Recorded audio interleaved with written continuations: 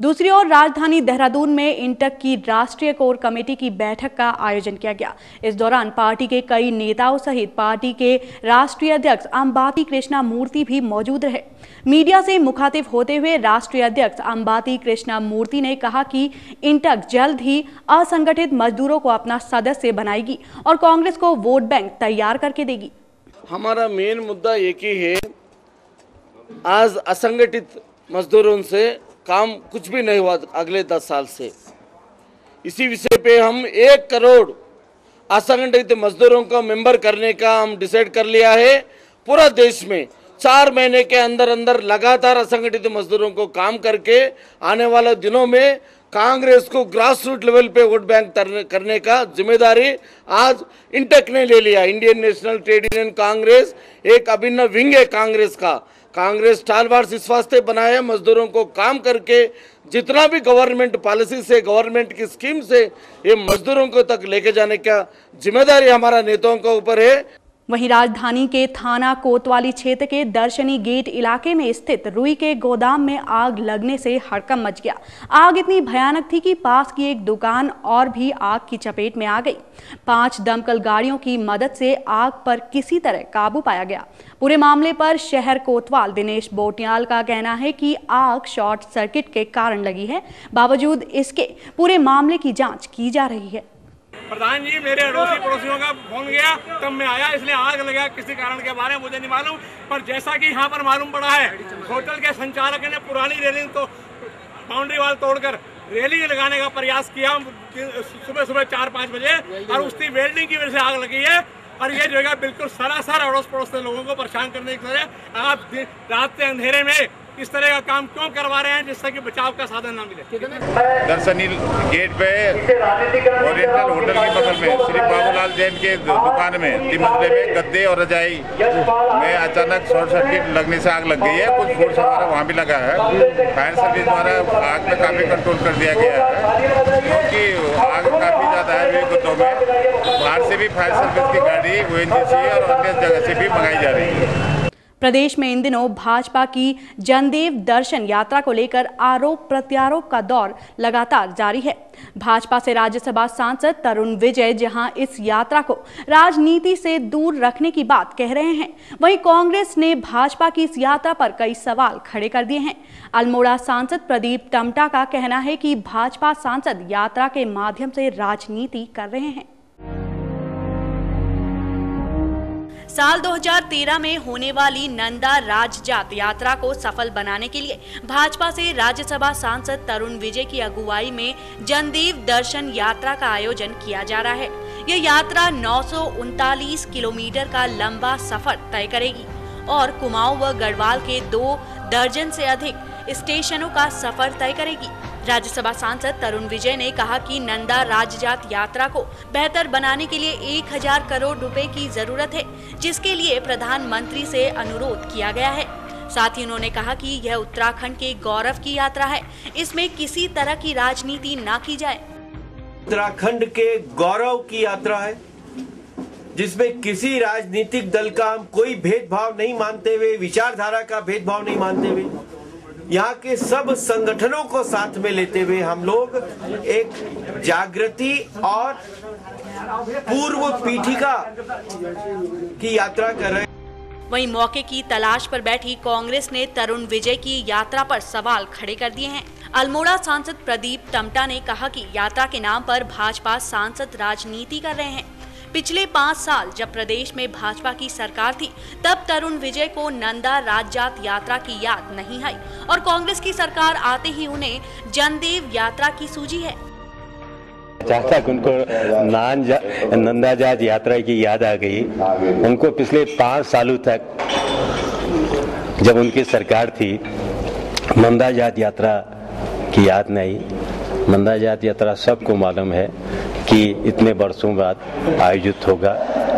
2012 में वैसे आयोजित होने वाला था, लेकिन किन्हीं कारणों, धार्मिक गणनाओं के कारण वो 13 में चले गया है। तो अब ये तो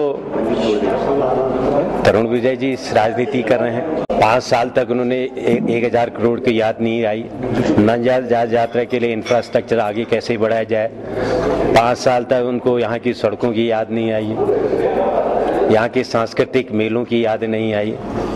आज वो घूम रहे हैं, अपनी को इस पर्वतीय उत्तराखंड राज्य का प्रतिनिधित्व कर रहे हैं, इसलिए उनको देखना भी है, इसलिए उनको अचानक याद है। हमारा कहना नंजा जाता है एक हम सब का बहुत ही सामूहिक सामाजिक कार्यक्रम है। ये राजनीति से ऊपर एक हम सब लोगों का मिला जुला अवसर है और हम इसके लिए हम सब अगर इस यात्रा के लिए, इस आयोजन के लिए पिछली बार भी तिवारी जी की सरकार में हम लोगों ने नीति बनाई थी कि हर तरह के उत्तराखंड के जो स्थानीय मेले हैं उससे उनको संरक्षण के लिए राज्य सहायता देगी। और ये बड़ा कार्यक्रम है, एक समान ये पहाड़ का उत्तराखंड का कुंभ है, इसको आयोजित कहना चाहिए। हमारी सरकार इसके लिए जल्दी ही अपना कार्यक्रम बनाएगी। अगर पैसे की जरूरत होगी, केंद्रीय से भी समुचित जरूरत होगी तो उसके लिए भी सहायता मांग करेगी। नंदा राजजात यात्रा को सफल बनाने के लिए भाजपा द्वारा शुरू की गई जनदेव दर्शन यात्रा पर सियासत शुरू हो गई है। भाजपा यात्रा को राजनीति से दूर बता रही है तो कांग्रेस भाजपा पर यात्रा के नाम पर राजनीति करने का आरोप लगा रही है। जुबानी जंग जारी है। अब देखना होगा आगे आगे क्या कुछ नया देखने और सुनने को मिलता है। सौभाग्य मिथिला उत्तराखंड के लिए प्रगति पचोली, इंदु कपूर और पारुल राणा की रिपोर्ट। विपक्षी दल भाजपा और सत्ताधारी दल कांग्रेस के बीच आरोप प्रत्यारोप का दौर थमता दिखाई नहीं दे रहा है। भाजपा ने कांग्रेस के खिलाफ हमलावर रुख इख्तियार कर लिया है और कांग्रेस के आरोपों का जवाब देते हुए कहा कि नेता प्रतिपक्ष के नाम की घोषणा आगामी बजट सत्र से पहले कर दी जाएगी। अंदरूनी राजनीतिक घमासान से जूझती कांग्रेस और उसके निजाम बहुगुना, जो उत्तराखंड में कम दिल्ली में ज्यादा दिखाई दे रहे हैं। कांग्रेस के इस अंदरूनी घमासान को सड़कों पर उतरता देख भाजपा ने भी उसके खिलाफ हमलावर रुख इख्तियार कर लिया है। भाजपा प्रदेश अध्यक्ष ने नए निजाम पर दबाव में निर्णय लेने का आरोप लगाया और कहा कि पेयजल की किल्लत व खाद्यान्न की कमी ने सरकार के दावों की पोल खोलकर रख दी है। तो सरकार को कहा कि 6 महीने तक का समय दिया था सरकार चलाए, लेकिन जो इस समय सरकार का 1 महीने का पूरा कार्यकाल पूरा हो चुका है, इसे 1 महीने के प्रदेश की जनता की चिंता नहीं। सरकार प्रदेश में पेयजल की समस्या बनी है। खाद्यान्न के लिए लोगों जो मिलता था APL का राशन पहले सरकार द्वारा दिया जाता था भारतीय जनता पर, वो केवल 1.5 किलो राशन मिल रहा है इस सरकार को। इस प्रकार से इस सरकार के प्रति पूरे प्रदेश की जनता का विश्वास उठ चुका है। आपस में सरकार उलझ गई है। केवल सरकार जो भी निर्णय ले पाते दबाव पर निर्णय कर रही है।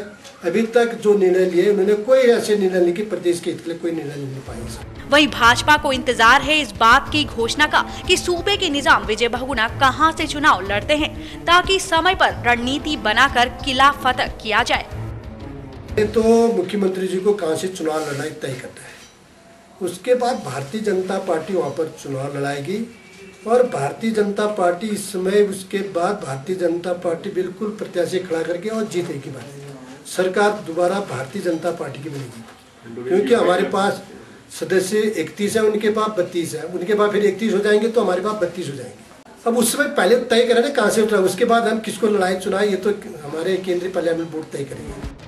भाजपा प्रदेश अध्यक्ष की माने तो बजट सत्र से पहले नेता प्रतिपक्ष के नाम की घोषणा हो जाएगी। वहीं पावर प्रोजेक्ट को लेकर उन्होंने भी अपने आला नेताओं के सुर में सुर मिलाए। तक नेता प्रतिपक्ष का सवाल है, नेता प्रतिपक्ष के बिना कोई काम तो रुक नहीं रहना है।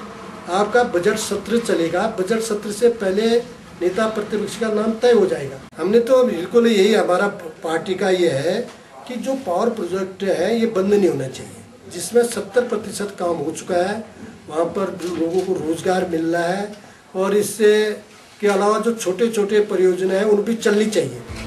प्रदेश की राजनीतिक उठापटक अपने उफान पर है। कांग्रेस के निशाने पर भाजपा और भाजपा के निशाने पर कांग्रेस। फिलहाल प्रदेश की सियासत 31 और 32 के फेर में उलझी हुई है। सौभाग्य मिथिला उत्तराखंड के लिए कैमरामैन लईक अहमद के साथ चैनल हेड जयपाल सिंह की रिपोर्ट। आज की इन खबरों में बस इतना ही। उत्तराखंड की ताजा तरीन खबरों के लिए देखते रहिए रोजाना सुबह 9, शाम 6:30, रात 8:30 और 9:30 बजे आपका अपना न्यूज चैनल सौभाग्य मिथिला। नमस्कार।